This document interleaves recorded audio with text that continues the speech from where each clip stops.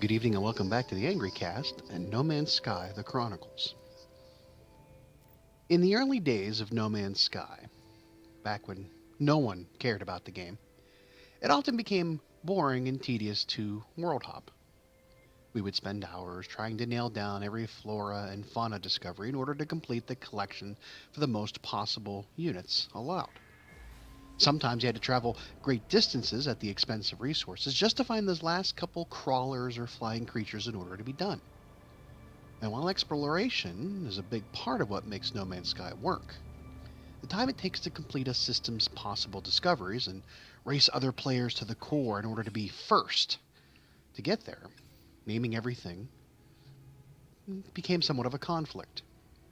In fact, the entire game is a conflict between what you should do to conform to the game's story and what you want to do as an open world player, a traveler. After all, grinding in the game was somewhat in direct conflict of what you were supposed to achieve, as you would spend countless hours detailing every inch of the planet before moving on. The game constantly would pop in and remind you to travel, explore, follow Atlas. We were given the options to build a base, but the amount of time that you had to dedicate to building and completing all those quests surrounding the base update took away from what that whole Atlas path idea was, because once you left the system, you either had to backtrack or keep a teleport node to the space station or the base you had unless you wanted to do it all over again. And how many times have I had revisited the game only to have to redo all of the worker missions and building of the vehicles until the next update came? I erased everything that I had already done, rendering 90% of the inventory as useless or outdated technology.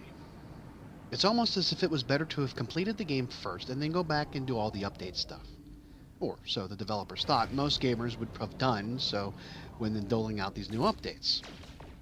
Some of us still haven't reached the core, and instead, we're soaking in the landscape. We build wild, imaginative structures, and, of course, trying to spend a lot of time getting rich.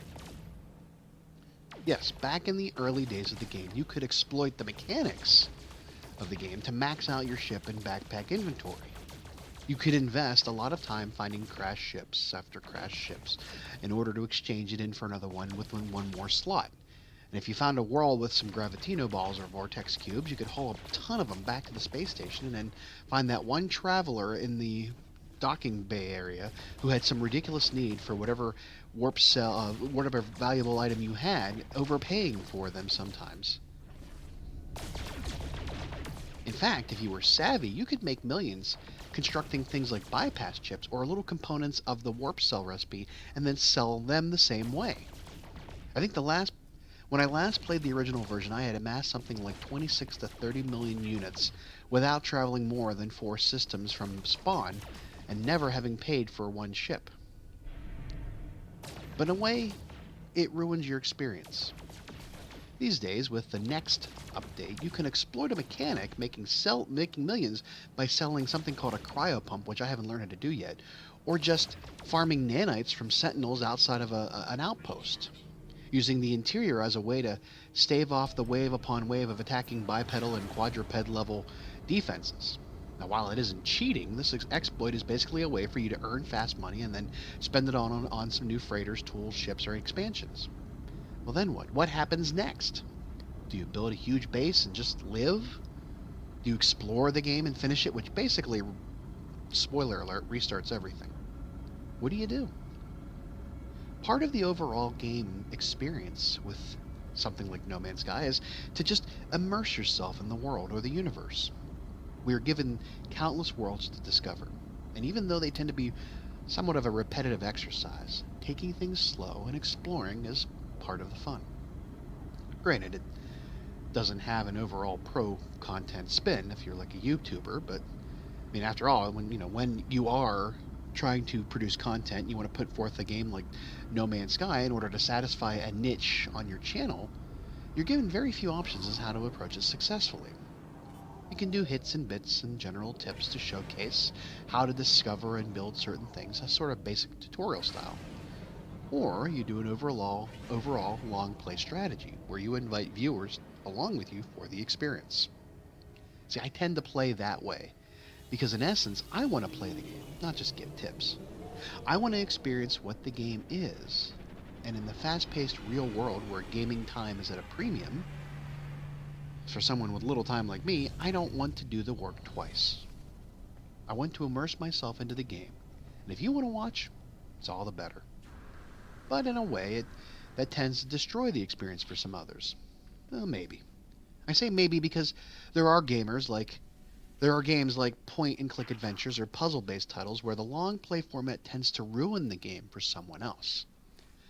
Now, take a game like Mysterious Cities of Gold, or The Bridge, or Gone Home, or Back to the Future.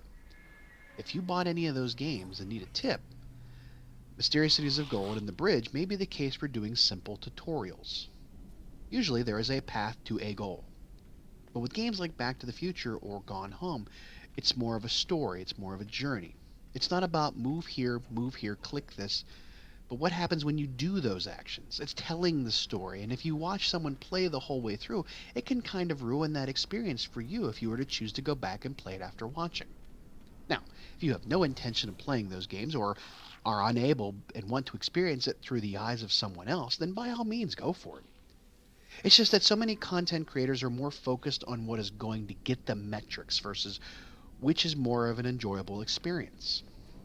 In essence, being demonetized frees me from having to worry about getting ratings, as it were, or getting likes and getting views.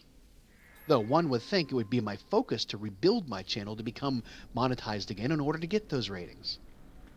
I just simply don't care enough about the process. I'm here to play a game, and if that doesn't fly with you, so be it. Start from though I can see. Though I can see the potential for various types of videos with this game. It's art, really, it is. It's beautiful. It's got some chill music. It's got some edgy music. It's it's sciency. It's fictional. It's science fiction and all that kind of stuff. We've talked about the art of Ralph McQuarrie from Star Wars and Christopher Foss, who did all these kind of like the Isaac Asimov or Ray Bradbury type, 70s futurism, retrofuturism type of art, angular and spacey and cool. I mean, those types of things give way for all kinds of ideas for what I could do with this. I mean, it can be simple as following someone on their journey or just sitting there and watching the landscapes go by. The possibilities are endless. You just have to find them, and I suggest going the long way.